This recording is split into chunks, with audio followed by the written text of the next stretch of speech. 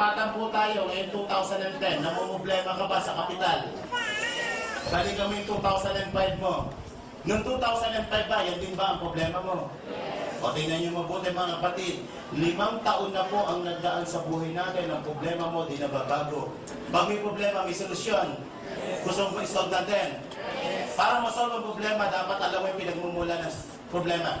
Tama mo ba? Tingin nyo, anong problema? Bakit, anong cause? At bakit ang problema mo di nababago? Ang isang dahilan po dyan, yung ginagawa mo dito, hanggang ngayon, yun pa rin ang iyong ginagawa. Tama po ba? Sabi nga, if you always do what you always done, you always get what you always get. So, anong dapat gawin? Change. Tama po ba? And for things to change, you have to change. Tama po ba? Kailangan magkaroon ka ng konting pagbabago. Kasi kung itutuloy mo yan for the next 5 years, darating po ang 2015, yung problema mo ngayon, darating to, yan pa rin ang problema mo.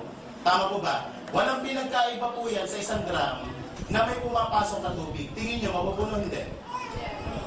Paano ang butas ang drum? O, listen, ito po yung nangyari sa atin for the past 5 years. Kumikita ka ng 10,000, gumagastos ka ng 10,000, may savings wala. Kung ito ang senaryo ng buhay mo, kapatid, medyo maalarma ka.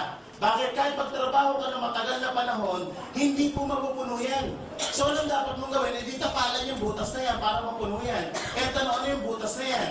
Yan po yung tinatawag natin mga needs o mga basic needs. Ano yan? Ayan po ang pagkain, mga utilities, ilaw, tubig, telepono, upa sa bahay, apartment, tuition.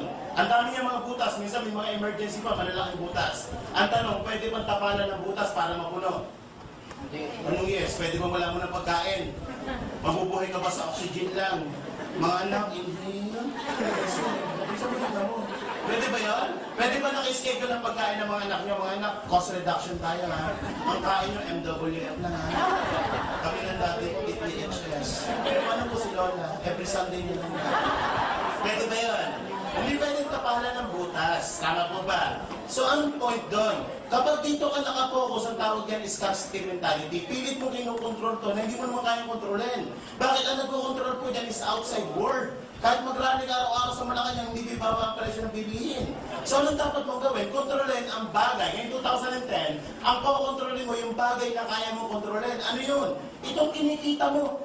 Walang pipigil sa'yo na magdagdag ng kita. Tama po ba? Let's say, pinasok mo yung 2010 ang AIM Global, ang negosyo ng AIM Global. Inaral mo for 4 months. After 4 months, nag-generate ito sa iyo ng 40,000 kada isang buwan. Ito na ang senaryo ng income mo. May part-time ka na 40, may full-time kang 10. 50 ang pumapasok, 10 ang ginagastos. May savings, wala. At pag may savings, mapupuno hindi. At pag napuno, pwedeng umapaw? Pag umapaw, ito na yung pinakamasarap na parte ng buhay mo. Bakit pag umapaw mo ng gastusin, ilagay mo sa isang mas malaking lalagyan? And your money makes money. Tama mo ba? Bakit? Yung perang nilagay mo dito, mas mabilis mapupuno to. Bakit kumikita uli yan eh? Nag-generate uli ng income yan. Tama mo ba? At pag napuno yan, ito yung nakukuha ng pamilya natin. Ano yan? Wants. Iba po ang wants sa needs. Ito yung masarap na parte ng buhay natin.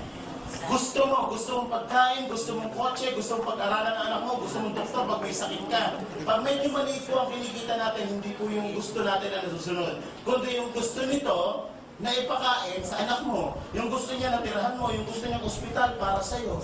Nangyayari hindi. Bakit maraming pila sa mga public hospital kumpara sa private hospital? Kasi ito ang may gusto, hindi ikaw. Napipilitan ka sumunod dito. Nangyayari hindi. Subukan pumunta sa mga restaurant na mamahalin na yung pera mo 100 lang. At tingin mo sa presyo saan. Hindi ka nakatingin sa menu, nakatingin ka sa presyo. Di ba, match pay naman ito. Tama, pag tingin mo sa presyo, eto, 40 yan, extra rice. Di ba?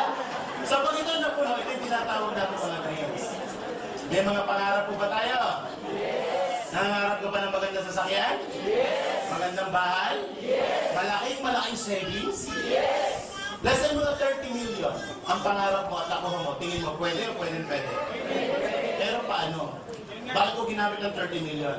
According sa study, ito po 30 million, pag na-hit mo yan, yung kinikita nito, kung nakalagay sa isang investment yan, sapat yan for your wants and for your needs. So, anong dapat mong gawin?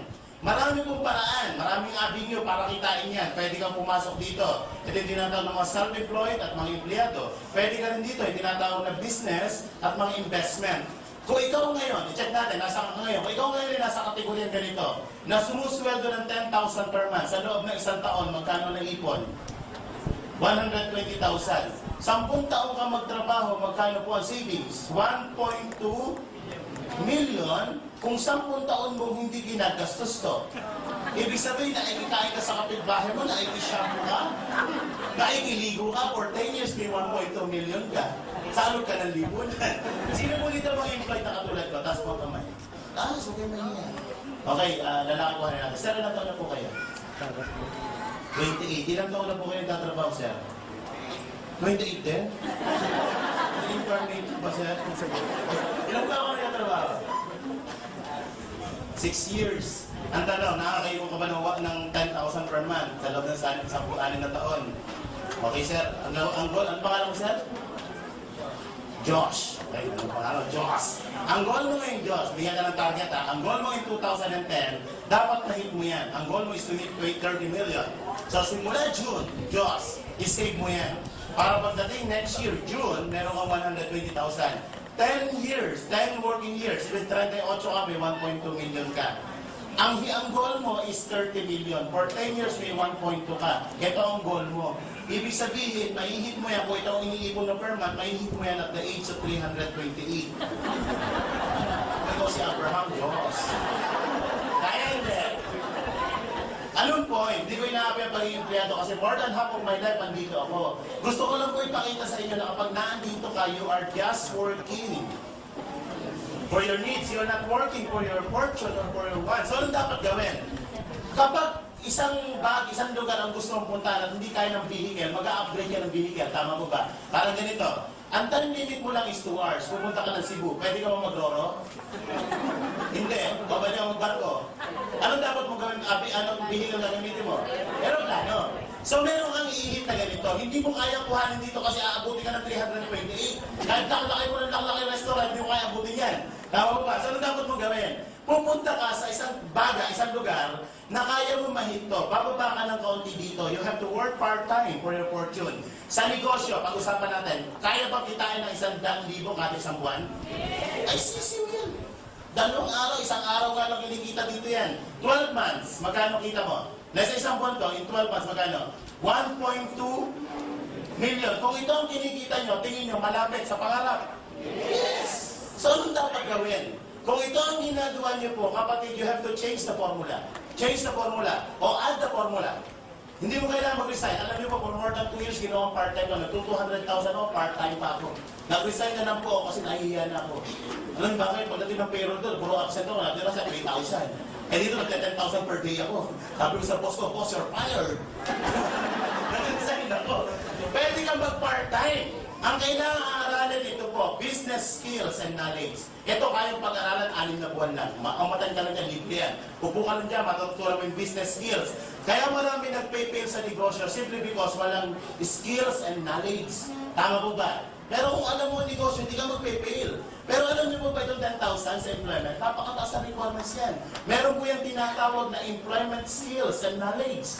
Tama po ba? Ilang taon po ang elementary? Ilang taon ng high school? Ilang taon ng kolehiyo? Review board exam. Ilang taon kang nag-aral? 15 years para turuan ka kung paano kitain ng 10,000 per month. Yan ang tinuro sa akin for 15 years. Tama ko ba? Eh, gross to. Ano unang binabawas dyan? SSS, pag-ibig, withholding tax, 2,000 na lang. Aabutin pa ng 3,000 yan. 2,000 na lang, magkano iwan sweldo? 8,000, mamamasahe, parito, 100 per day, 3,000. Magkano na iwan sa sweldo? 5,000, kakain. Pwede ba may ibang kabilang paamoy naman? Pwede ba 100 per day na budget sa pagkain? Tipid na tipid yan. 3,000 ulit. Magkano na iwan sa sweldo mo? Ano pang gastos? May cellphone. Mag-load? O 1,000 ng load? Magkano na iwan sa atin? Yan po ang pinag-aralan natin for 50 years. Mas malaki pa ang sweldo ng katulong. Ano masakit dito? Masakit na masakit. Bakit? Dapat masaktan ka ng konti para mamulat ka sa katotohanan. Tama po ba? Minsan binabangungot ka na nag-i-enjoy ka pa. Alam niyo po ako, 20 years na nandito eh. Alam niyo, for 20 years ko sa employment, ang naiipon ko po hindi pera. Payslip. Pagdating ng payroll, inire-remit ko lang sa asawa ko, payslip. Kaya ako yung taong gigil na gigil. Kaya nung nakita ko na hindi ko na pinakawalan po. Walang kapital. Automatic kinabukasan yung Bombay ang pinag-initan ko. Nakita niyo naman, nangyari ngayon. 3 months, bayad lahat yun. At maganda ito, kinapaunang kong utang. Ilan po ang credit card ko? Mahigit 5 ang credit card ko. Ang dami ng mga personal loan. Kaya wala po naiiwan sa sweldo ko. Yung sinusweldo ko, binabayad ko ng mga bangko. So, nagsasabi ng pamilya. So, nakita ko to, utang din. Yung utang ko, umutang pa ako para sa negosyo. Ang maganda po nito, lahat ng utang na bayaran. Dating apartment na tinitirhan ko, ngayon nasa bagong kondo po ako, 3.2 million. So, ano lang, gusto nyo ko naman ito. Okay.